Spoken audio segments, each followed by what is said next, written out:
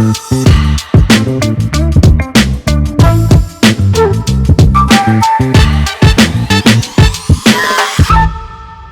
عليكم ورحمة الله وبركاته. ازيكم عاملين ايه؟ اهلا وسهلا بيكم فيديو جديد. النهارده عندنا حلقة لكل الشباب والبنات او الستات والرجالة او السيدات والرجال، علشان في ناس كتير من الدول العربية بتقعد تتلخبط في الكلام. بس الحلقة بتتكلم عن تساقط الشعر وتقصيف الشعر وفي نفس الوقت الصلع، وكمان ازاي اعمل تكثيف لشعر اللحية عند الرجال.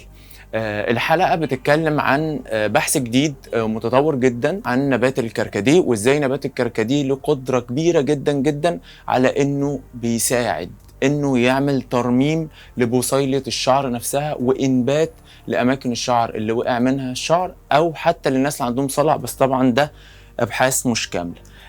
هسرد لكم كام نقطة أنا كتبتهم بخصوص الكركديه، وليه طريقتين هنستخدمهم بيها. فهنشوف دلوقتي إيه هي فوائد الكركديه للشعر وممكن نستخدمه إزاي، وبعد كده هندخل على الوصفة على طول. أول معلومة عن تساقط الشعر: الكركديه بيمنع تساقط الشعر. وليه؟ لانه في احماض امينيه، والاحماض الامينيه دي بدورها بتنتج ماده اسمها الكرياتين، اكيد سمعتوا عنها. بس كرياتين طبعا طبيعي، بتحافظ على الشعر وبتعمل بينه ترابط وبترمم بصيله الشعر، وده طبعا مش هتلاقوه غير في كريمات غاليه، وبيستخدموا مستخلصات الكركديه في المواد دي في الكريمات اللي انا هقول لكم على اسمائها دلوقتي. زي عشان انا كاتبهم عشان ما تلخبطش في الاسم، في كريم اسمه مينوكسيديل، ده كريم موجود في السوق، وكريم تاني اسمه فيناسترايد، وده دول نوعين من الكريم اللي بيستخدموا فعلا الكركديه كمادة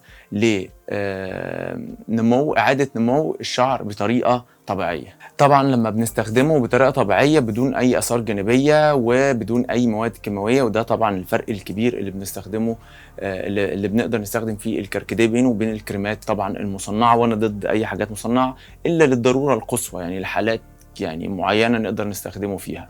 طبعا من الحاجات التانية اللي موجودة في الكركديه انه بيمنع الشيب او ظهور الشعر الابيض. زمان كانوا بيستخدموا الكركديه لانه في صبغة، زي ما انتم عارفين الكركديه لونه شوية تحسه نبيتي او احمر شويه، فاللي كانوا بيستخدموه ان هم يداروا بيه الشعر الابيض، وده لان فيه عباره عن مضادات اكسده واحماض امينيه، بالتالي بيدي فيه ماده زي الميلانين، والماده دي طبعا هي المسؤوله عن الصبغات في الجسم او في الشعر او whatever في اي حاجه ليها لون في جسمنا. فهو في الماده دي او بينتج الماده دي فيه بسهوله، فتقدر تحافظ على الشعر بتاعك اكبر فتره ممكنه بلونه الطبيعي. كمان بيدي فوليوم للشعر، يعني الشعر لو شعر في ناس شعرها مثلا ناعم قوي قوي ليس جدا، فبيبقى ملزوق كده في بعضه، لو استخدموا اي ماده طبعا دهنيه او اي ماده كزيوت او بديل زيت او وات ايفر هما بيستخدموا ايه، بيلزق الشعر جدا، فما بيديش شعر كثافه، فيحس ان الشعر ضعيف وصغير. لكن بالعكس ان الكركديه بيدي فوليوم، بيدي كثافه للشعر، وبيدي شكل حلو للشعر لو قدرت تستخدمه علشان تدي فوليوم للشعر. الكركديه فيه نسبه كبيره جدا من الترطيب. ليه في نسبة كبيرة من الترطيب؟ الكركديه فيه صمغ، يعني شبه الصمغ العربي كده.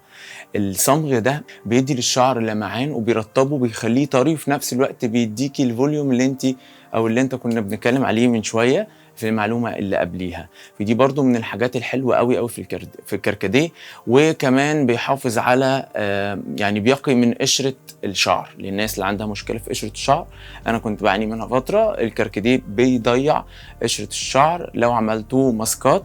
النهاردة الحلقة بس هتتكلم عن زيت للكركديه، زيت الكركديه، وازاي هنستخدمه 3 أيام في الأسبوع، بحيث إن أنتوا تقدروا تاخدوا أكبر استفادة من، سواء هتعملوه ماسك على الشعر أو حمام زيت مثلا وتغسلوه تاني بشامبو خفيف ويرجع تاني تسرحوا شعركم عادي، أو هتستخدموه تسيبوه، يعني على حسب راحتكم في نوع الزيت اللي هتقدروا تستخدموه معاه. الحد الفاصل في موضوع الكركديه هو يعني ليه أبحاث كتير، بس هو في بحث سنة 2003 هو مش معترف بالمعلومة من FDA، بس هو في ناس جربته، وكمان في مواقع عالمية اتكلمت عنه، وخصوصا المواقع الهندية والمواقع البريطانية والفرنسية بيأكدوا ان الكركديه الكركديه حلو لبحث كان اتعمل سنة 2003 بيتكلم عن ان هم استخدموا زهور الكركديه والخليط بتاعها كسبراي على فئران التجارب، فلاحظوا ان الفئران دي بيعيد نمو شعرها تاني من اول وجديد، في نفس الوقت شعرها بيطول. فالكركديه بيساعد على نمو الشعر ويطول الشعر، وفي نفس الوقت بيرممه ويحافظ على كثافته وشكله ولمعانه. في حاجه للكركديه لازم نستخدمها بحيث ان احنا ننقل بيها الفيتامينز وفايدته الكامله للشعر. بنقدر نستخدم زيت الكركديه، النهارده هنعمل زيت الكركديه، بس هنقدر نستخدمه مع زيت اللوز، زيت جوز الهند، زيت الزيتون، كمون، اي زيت انت بتحبه او بتستخدموه معاكم هيكون هايل جدا. انا في زيت حلو قوي انا شفته وفي حد جربه كذا مره وانا كمان بستخدمه. الزيت جميل قوي، انا مش هقول اسم المنتج طبعا عشان ما يبانش ان انا بعمل دعايه للمنتج، هو انا بستخدمه بشكل عادي جدا، هتشوفوه طبعا في التصوير. هنستخدمه بطريقتين، اول طريقه فيهم اللي انا بفضلها، وتاني طريقه للطريقه السريعه.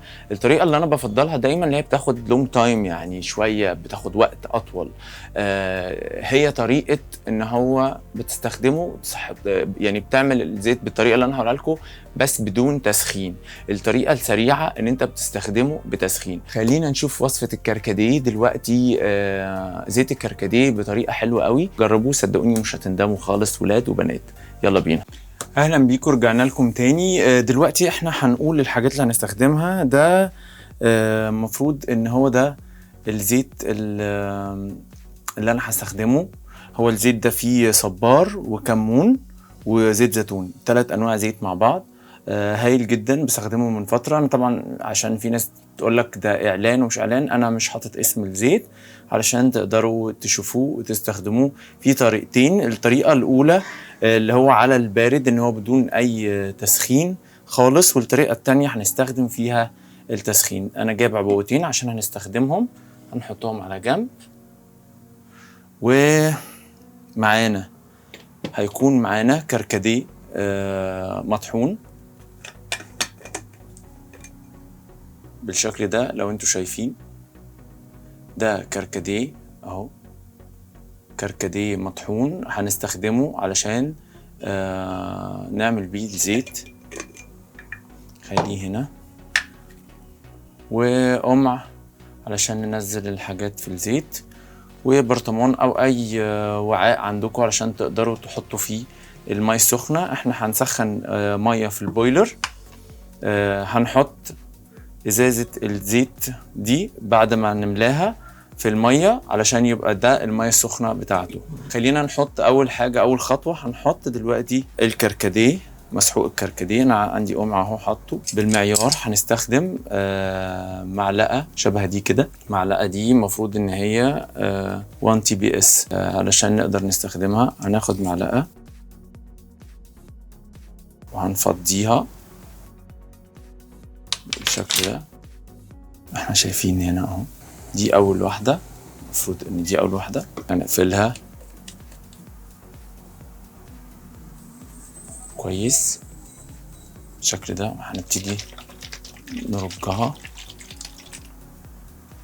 اوكي، ده اول طريقة اللي هتكون على سوري اول طريقة هتكون على البارد اهو. اللون طبعا اتحول تماما. وده تاني واحد، المفروض ان تاني واحدة طبعا هنستخدمها زي ما انتم شايفين، المعلقة التانية.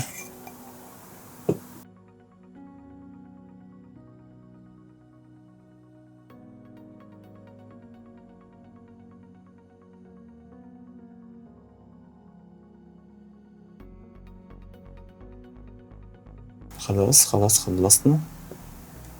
هنشيل القمع وهنقفل التاني زي ما انتم شايفين كده. الطريقة السريعة اللي احنا هنستخدمها كمان 3 أيام، احنا هنجيب جار زي ده فاضي، هنحط فيه ازازة الزيت والمية اللي احنا سخناها اللي انتوا شفتوها في الفيديو. يا ريت تخلي بالكم بخصوص المية السخنة لما نستخدمها ما تكونش سخنة قوي، يعني ما تكونش بتغلي على طول ونحطها. لان لو حطيتوا فيها الازازه البلاستيك او حطيتوا فيها اي ازازه بلاستيك زي اللي انا بستخدمها مثلا، هتلاقوها اتطبقت وبجعت من الحراره بتاعه العاليه. فخلوا الحراره تكون معقوله وحطوها، او انقلوها في حاجه تانية وتبتدوا برضو تقفلوها وتحطوها في حمام ميه دافيه بحيث انها تخلص، وتحطوها في الازازه بتاعتها تاني علشان نقدر نستخدمها بشكل كويس. وده مفروض التاني اللي هو اللي على البارد هنحطه في مكان ضلمه لمده 40 يوم، ما نستخدموش خالص ولا نفتح عليه.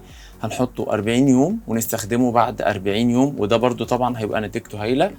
يبقى عندكم السريع اللي هو عملناه في الميه السخنه، علشان انا ضد ان الزيت اسخنه، فانا بس بحط له حمام ميه سخنه علشان نعمله بسرعه، نستخدموه كمان 3 ايام. والتاني لمده 40 يوم يتشال في مكان مظلم وتسيبوه كده. استخدموا اي نوع زيت انتوا حابينه، سواء زيت بتشتروه او زيت طبيعي، سواء جوز الهند، زيت زيتون، زيت لوز، اي نوع زيت انتوا بتحبوه لشعركم هتحطوا عليه كركديه. والطريقه الاولى تسيبوه 40 يوم، الطريقه الثانيه هتحطوا عليه ميه سخنه في جار كده وتسيبوه بعد ما يبرد خالص نطلعه، وبعد 3 ايام هنبتدي نستخدمه. اتمنى الوصفه تكون عجبتكم، واتمنى الفيديو يكون عجبكم. بليز لايك وشير وسبسكرايب. سلام.